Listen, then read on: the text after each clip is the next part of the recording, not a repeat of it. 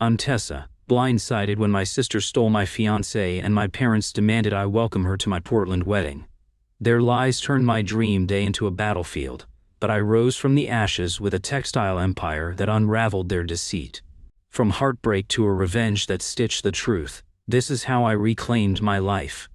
Ever been betrayed by those you loved most? Share your story below and let's weave our own futures. Portland's misty air drifts through my Alberta Arts District studio in June 2025, the scent of dyed wool and cedar mingling with the hum of Nat Alberta Street's coffee shops. I'm Tessa, 30, scrolling through Wovenhaven's website, my textile empire's orders blooming like the roses in Peninsula Park. 3 years ago, I was a daughter scapegoated, a fiancé whose sister stole my first love, and a bride whose parents turned my wedding into a war zone. They demanded I forgive their betrayal, but I wove a legacy they couldn't tear apart.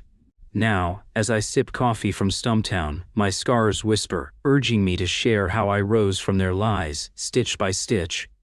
This isn't just my story, it's for anyone who's been betrayed by those they trusted most. So grab a coffee, settle in, and let me take you back to where it all began. I grew up in a Selwood bungalow, its creaky porch and Willamette River breeze a stage for a childhood both tender and toxic. My sister, Harper, 2 years older at 32 now, was Mom's golden child, her hazel eyes and sharp charm a magnet for adoration. Mom, Diane, a gallery owner with a curated smile, called Harper my muse, excusing her every flaw. Skipped chores at 9 meant giggles, a C in art at 15 got hugs. Dad, Martin, a realtor obsessed with status, doted on Harper's A potential, his pride a currency I rarely earned. I was Tessa, the quiet one, weaving fabric for school fairs, earning A's, invisible unless blamed. At 6, I spent weeks stitching a scarf for Mom's birthday, my small hands pricking on needles, hoping for her smile. I gave it to her at breakfast, heart racing. She nodded, then framed Harper's sloppy sketch. My artist, she said, eyes on Harper. My scarf sat unused. At 8, I won a spelling bee at Selwood Elementary, clutching a ribbon. Dad, on his phone, grunted, "Good, Tessa," then cheered Harper's dance recital. The codependency in their bond with Harper was clear. They needed her spotlight, and I was a shadow, valued for service. By 10, I learned to fade. I'd bike to Laurelhurst Park, sketching textile patterns in a notebook, finding solace in thread while Harper's drama drew their focus. At 12, I started a fabric stall at Portland's Saturday market, saving for college. Mom sighed, distracted, handing Harper new dance shoes. "Harper's delicate," Dad said, excusing her tantrums while my hustle was expected. The gaslighting began, subtle but sharp. "Mom's you're tough, Tessa," framed my resilience as a flaw, while Harper's failures were passion. Middle school was a crucible. At 11, I was at Hosford Middle School, weaving tapestries for fundraisers, earning a 4, while Harper, 13, skipped classes, her C's hailed as creativity. At 9, I'd spend weekends cleaning, dishes, floors, gardening, while Harper rehearsed dance. Mom's orders clear. "Harper's busy, Tessa. You can handle this." My hands ached, threading looms, but I obeyed, Harper's smirk a taunt. If I protested, Dad snapped, "Don't be selfish," his codependency shielding Harper's narcissism. When I won a city craft fair at 12 with a hand-woven blanket, I thought, now they'll see me. I showed Mom the ribbon at dinner, heart pounding. She smiled thinly, folding napkins. "Nice, Tessa. Harper's recital's tomorrow. Help her." Harper's, in math, got a Hawthorne dinner. My blanket sat in the attic. At 13, I joined the textile club, designing a wall hanging that won a state award. I invited Dad to the ceremony at Portland State University, hoping he'd come. He didn't, citing Harper's dance competition. "She needs me," he said, gaslighting me with, "You're fine, Tessa." The learned helplessness took root. I'd never outshine Harper. High school at Cleveland High deepened the divide. I led the textile arts team, perfecting dyes, earning a 4.0, while Harper coasted her C's a senior charm. At 14, I won a national craft competition, my tapestry in Oregon home. I showed Dad the magazine, hoping for pride. He frowned at Harper's college rejection email. "A good job, Tessa. Help Harper with her portfolio." Harper, eating tacos, smirked. "I'll get in somewhere, kid." My triumph was a whisper under her chaos. At 15, Harper's narcissism peaked. She hated sharing attention, blaming me for Mom's divided focus. She broke Mom's crystal vase, claiming I'd knocked it over. At 14, she spilled dye on Dad's contracts, saying I was careless. The final thread was a family heirloom, a silver locket from Great Aunt Evelyn. Harper lost it, swearing I'd stolen it to sell. Mom and Dad believed her, gaslighting me. "You're trouble, Tessa," Dad said, eyes cold.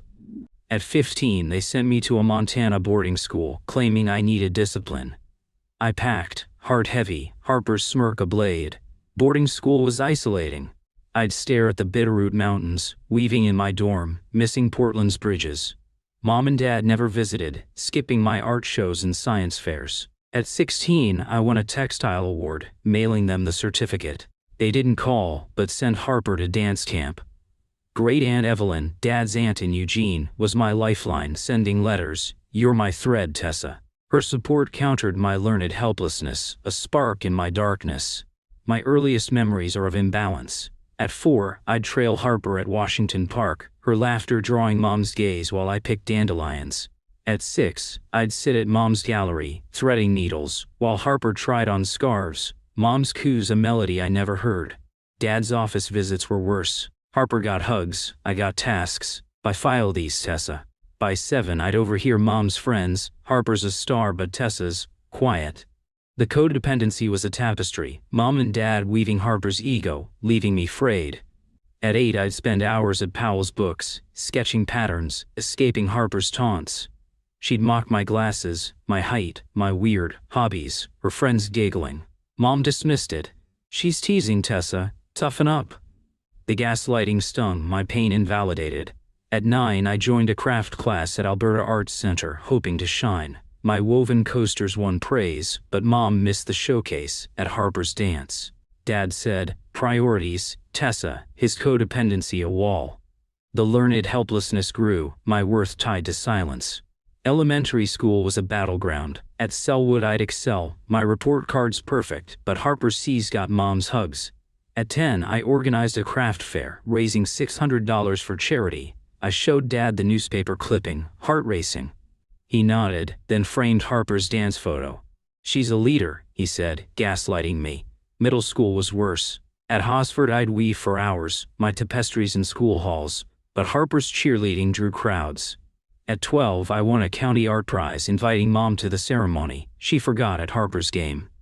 "You're fine, Tessa," she said, codependency blinding her. High school at Cleveland was a crucible. I'd spend nights dyeing fabric, my grades flawless, but Harper's parties were Mom's pride. At 14, I led a textile project, my wall hanging at Portland Public Library. I invited Dad, hoping he'd see. He skipped it at Harper's recital. "And she needs support," he said, gaslighting me. At 15, Harper's pranks escalated. She'd hide my sketchbooks, still ink on my work, blaming me. Mom sighed. "Sisters fight, Tessa." Her codependency a shield. The learned helplessness was a shroud, my dreams dimming. I returned to Portland at 18 for college at Reed College, majoring in studio art. Living with Harper, now 20, was a war zone. She was the campus queen, her parties at Mississippi Studios legendary, while I was the new kid, weaving for events. At 19, she humiliated me, telling her friends I was dull, uninvited to her Hawthorne bash. The breaking point was prom. I caught her kissing my boyfriend, Noah, in a Selwood lot, her laugh cruel. "He wanted me, Tessa," she said, narcissistically clear. I told Mom, hoping for support. She sighed, gaslighting me. Boys are boys, Tessa. Move on." I left, moving to a campus dorm, cutting contact.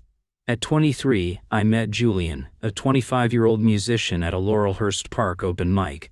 His gray eyes and soulful guitar drew me in. We'd walked the Tillicum Crossing, sharing fabrics, dreaming of a textile shop. "You're a tapestry, Tessa," he'd say, kissing my dye-stained hands. Julian, an only child, embraced my family, treating Harper like a sister despite my warnings.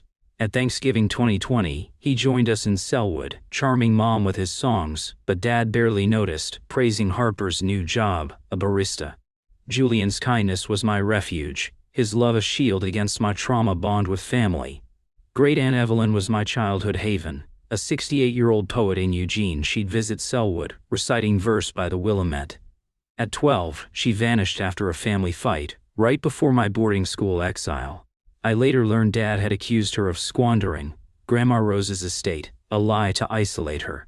Evelyn's letters stopped, her absence a wound. Grandma Rose, Mom's mom in Gresham, hinted at misunderstandings. But Dad shut it down. Gaslighting me. Evelyn's selfish, Tessa. Forget her. My trauma bond kept me silent, yearning for Evelyn's warmth. At 24, I found Evelyn on X, her poetry thriving. I messaged her, heart racing, but she didn't reply. Her absence lingered, a reminder of family betrayals. Julian urged me to try again, saying at Forest Park, "She might be hurt, Tessa. Keep reaching." His faith countered my learned helplessness, a seed of hope. My friend, Nora, was my rock. A 31-year-old barista at Never Coffee, she'd known me since Reed, her sarcasm a balm. At 20, she'd spotted Harper's narcissism, saying over beers at Migration Brewing, "Your parents feed it." Her support was fierce, her texts, "You're a queen, Tessa," easing my pain. In 2021, Nora moved to Belmont, and we bonded at Coava Coffee, her tales of bad dates cutting through family fog. Nora loved Julian, calling him, "Your melody man." We'd hang at Suvi Island, Nora sketching while Julian and I wove. When I landed a job at a Hawthorne textile studio, Nora cheered louder than Mom, buying me a celebratory IPA. "And you'll weave Portland," she said, eyes bright. Her faith was a shield against my trauma bond. In 2022, Julian proposed at Multnomah Falls, under a misty veil, his ring in amethyst I'd admired on Alberta Street. I was 27, he 28, our tears mixing with Portland's rain. "You're my forever, Tessa," he said, voice breaking. I said yes, heart soaring, dreaming of a wedding at Lansu Chinese Garden. Julian's family, his mom, Claire, and sister Mia, embraced me, planning with joy. Mom and Dad, told over Zoom, were tepid. "Nice, Tessa," Mom said, distracted. Sharper's job's tough, check on her." Their apathy stung, but I focused on love. Wedding planning was radiant. Claire and Mia helped, scouting venues, tasting cakes at Voodoo Donut. Mom and Dad offered nothing, their absence familiar. Harper, now 29, was erratic, quitting her barista job, living with Mom in Selwood, still the muse. She visited my Buckman apartment, oddly sweet, saying, "Missed you, sis," her hugs too tight. I welcomed her, naive, hoping for unity. The gaslighting crept in, Dad saying, "Julian seems distant, Tessa." "Sure he's ready?" Mom added, "Harper says he's stressed. Listen to her." I dismissed them, my trauma bond blinding me. Invitations went out in March 2023, ivory cards with woven patterns. I excluded Harper, her betrayal with Noah a wound too raw. Mom called, voice sharp. "Can't you got Harper, Tessa? Fix it." I stood firm, heart pounding. "It wasn't a mistake, Mom. She slept with Noah. She's not welcome." Mom gasped, gaslighting me. "That's old news, Tessa. Family forgives," she added. "If Harper's not invited, we won't come." The ultimatum hit hard, their codependency with Harper clear. I hung up, rage boiling, vowing to hold my ground. Nora met me at Heart Coffee, her eyes fierce. "Sometimes family's toxic, Tessa. Invite who matters." Her words sparked an idea, Evelyn. If Mom and Dad wanted chaos, I'd invite the aunt they'd betrayed. I drove to Eugene, heart racing, finding Evelyn's cottage. She was wary, her desk piled with poems. "Why now, Tessa?" she asked, voice cool. I spilled everything. Harper's betrayal, Mom's ultimatum, my pain. Evelyn softened, eyes wet. "They lied about me, Tessa. Martin said I stole from Rose. It broke us." We talked for hours, her story mirroring mine, and she agreed to attend, a quiet rebellion. In April 2023, I found Julian's phone buzzing at our apartment, a gut feeling urging me to look. A text from Harper, "Last night was electric." Again? My heart stopped, a cold wave crashing. I opened the chat. Flirty messages, "Miss you," plans to meet at the by and by. A photo of them at a Mississippi Avenue bar, Harper's arm around him, captioned our secret. I screenshotted it, sent it to myself, and left, rage and grief colliding, Portland's bridges a blur. I drove to Selwood, confronting Harper at Mom's bungalow. She was on the porch, sipping cider, Mom gardening nearby. I slammed the screenshots down, voice trembling. Explain this, Harper, she smirked, narcissistic as ever. He chose me, Tessa. Mom walked over, frowning but didn't yell. She sighed, codependent. Calm down, Tessa. They're in love. In love. In love? I laughed, bitter, tears burning. You're choosing her. Again. Dad arrived, gaslighting me. Julian's young, Tessa. Let it go. I faced Harper, voice steady. You're dead to me. I left, blocking all but great Aunt Evelyn. My heart shattered but free. Nora's betrayal stung next. At base camp brewing, I spilled my pain, expecting her fire. She hesitated, stirring her stout. I saw Harper and Julian at Alberta Street. Tessa, she admitted, eyes down. I didn't tell you because I thought you'd overreact. The gaslighting cut deep. Overreact? They cheated, Nora. She sighed, gaslighting further. I didn't want to hurt you. I stood, beer untouched. She texted apologies, but the trauma bond with her cracked, trust broken. Great Aunt Evelyn, hearing this, called from Eugene. Harper's a storm, Tessa. You're stronger. Her support, with Grandma Rose's, kept me afloat. I threw myself into work, weaving at my Hawthorne studio, dyeing my therapy. Julian texted, begging. It was a mistake, Tessa. I blocked him, burning his guitar picks in my sink, ashes stinging my eyes. The learned helplessness was a weight, but I vowed to rise. In 2023, I met Ethan, a 32-year-old architect at a Portland farmer's market. His steady hands and love for Columbia Gorge sunsets healed me. We'd hike Forest Park, sharing tapestries, dreaming of a future. You're my weave, Tessa, he said, kissing me under ferns. We planned a June 24 wedding at Peninsula Park's Rose Garden, inviting Evelyn and Grandma Rose, excluding Mom, Dad, and Harper. Mom called furious. Invite Harper or we're out. I laughed, cold. Don't come then. She doubled down, gaslighting me. People will talk, Tessa. You look bad. I disinvited them, asking Grandma Rose to walk me down the aisle. She agreed, honored, saying, Your parents are fools. I'm proud.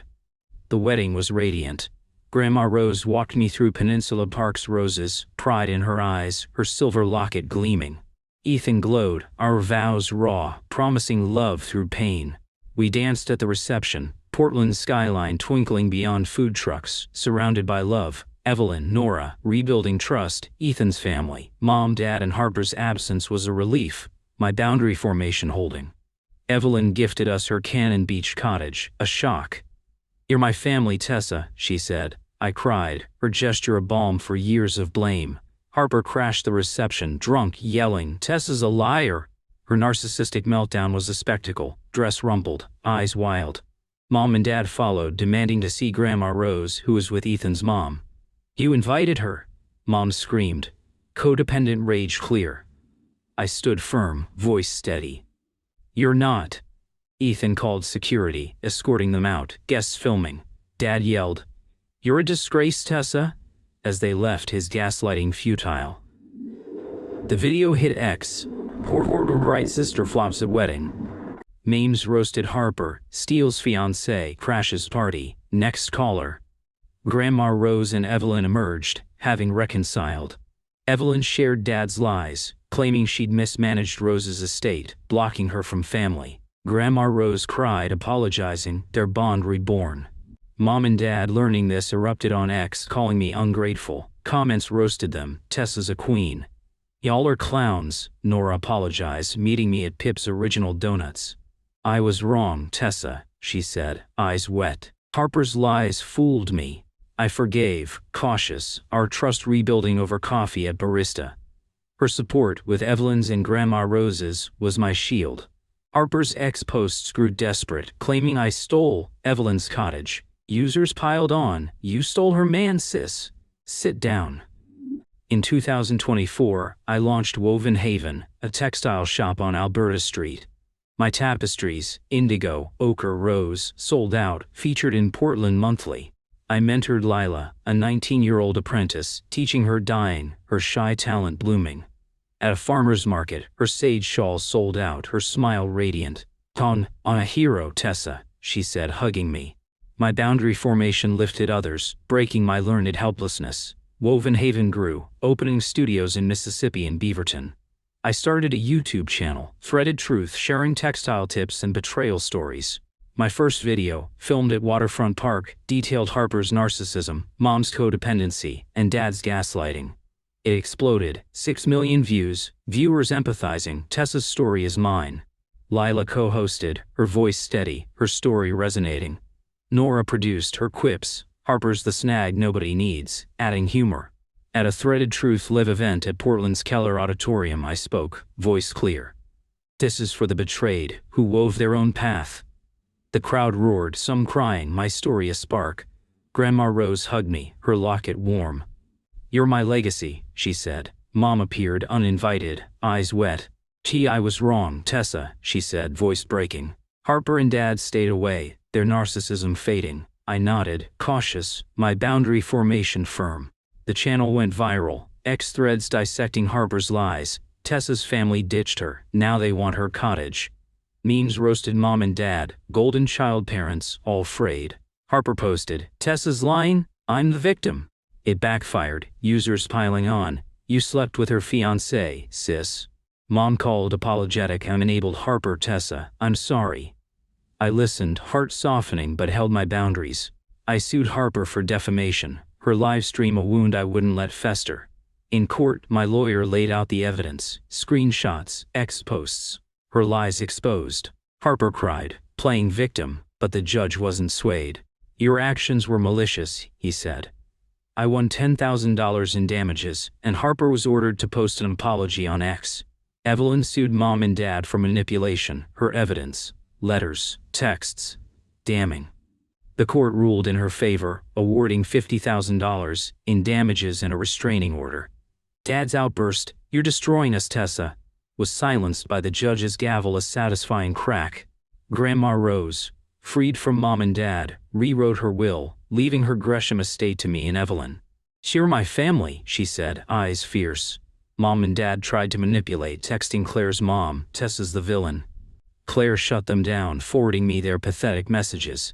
I got a restraining order, my boundary formation a fortress. By July 2025, I stood at the Columbia River Gorge, Portland's winds whispering, reflecting on my arc.